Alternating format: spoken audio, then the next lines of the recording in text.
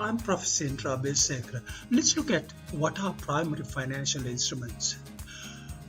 When we talk about primary financial instruments, it arises from a contract between two entities. With that contract, it will give rise to a financial asset, financial liability, and or equity. So one entity could end up with a financial asset, the other entity could end up with a financial liability, or it could be that one entity ends up with a financial asset. On the other side, the other entity ends up with a financial liability and equity. Could be a combination. A financial asset could be cash, it could be equity investment in another entity, or it could be a contractual right to receive cash, for example, accounts receivable.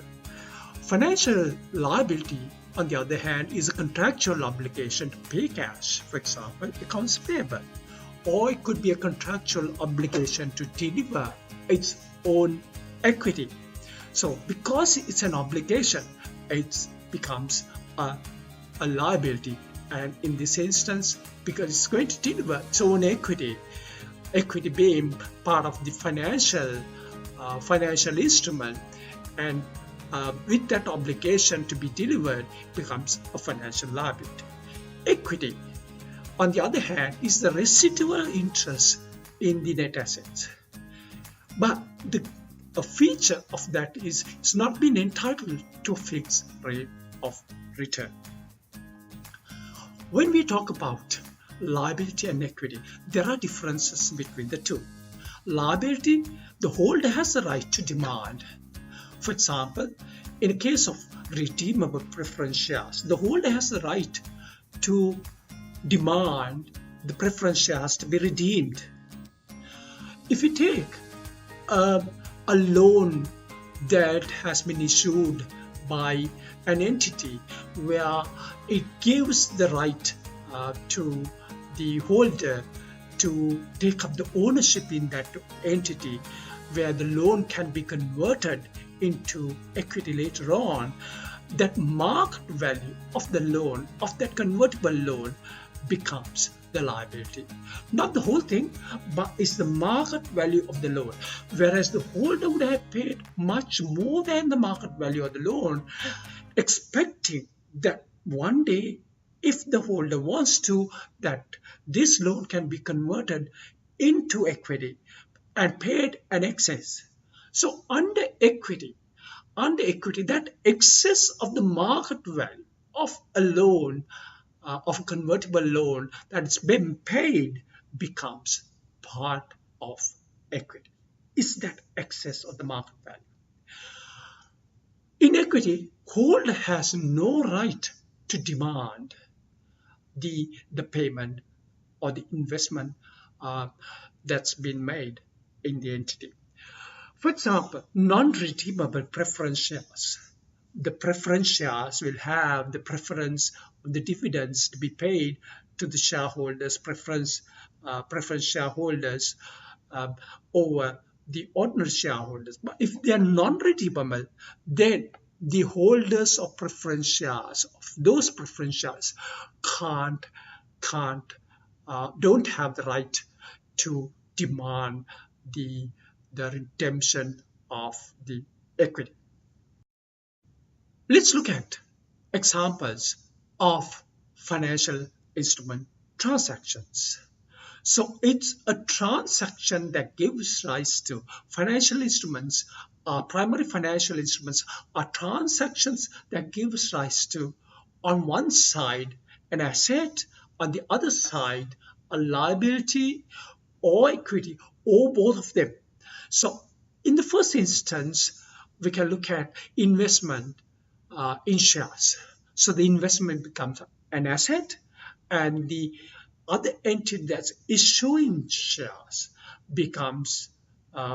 is this equity that's been issued, that becomes equity. So there are two parties here: investment on one entity, asset, and on the other entity, equity, which is the ownership that's been issued. The second example is investing in bonds.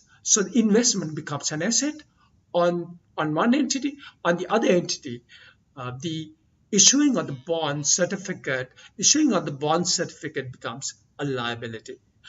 The third example is where a company sells its accounts receivable to a factoring company. So the accounts receivable is an asset that's been disposed, whereas on the other entity is the investment that's been made on the account receivable that becomes an investment that's been made in the other entity.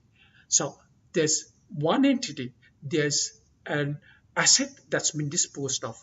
On the other entity, there's financial asset that's been acquired.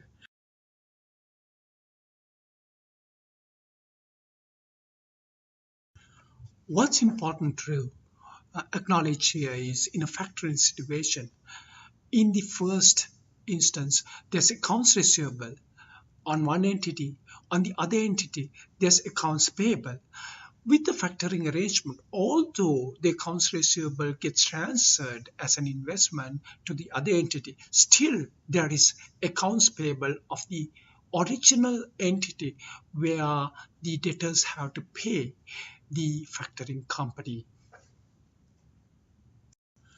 So still, there's for financial asset and a financial liability exists in both situations, before the factoring and after the factoring.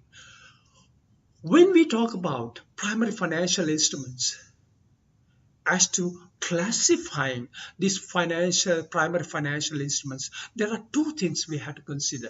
One is the business model approach to the primary financial instrument, and then second is the cash flow characteristics of the primary financial instrument. The business model approach is as to why this primary financial instrument is being kept in the organization.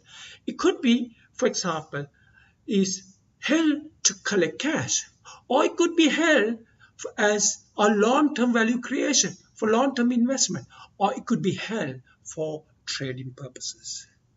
And the cash flow characteristics are the cash flows arising frequently and regularly on specific dates. For example, from a loan, it could be that the principal and interest payments arise from one entity, and the other entity receives those principal and interest repayments. So it's frequent and regular. Or it coincides with the business model approach, where the primary financial instrument is held to collect cash. The second one is the cash flow arises as a one-off thing, whereas it coincides with financial instrument held for long-term investment for value creation, where when the long-term investment is divested, then the cash flow arises as a one-off event. The third cash flow characteristics is cash flow arises frequently but irregularly.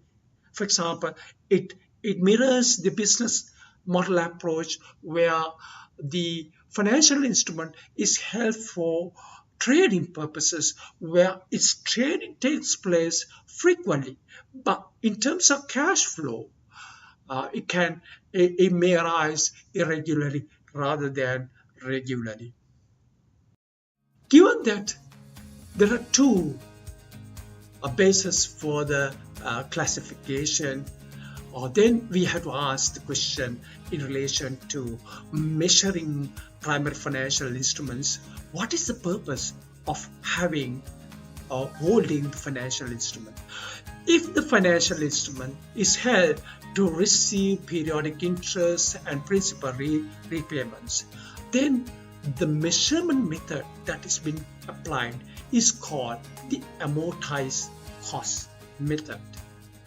But if the financial instrument is held to create value, then it's held to create value. Then the value creation that occurs periodically is being recognized as other comprehensive income.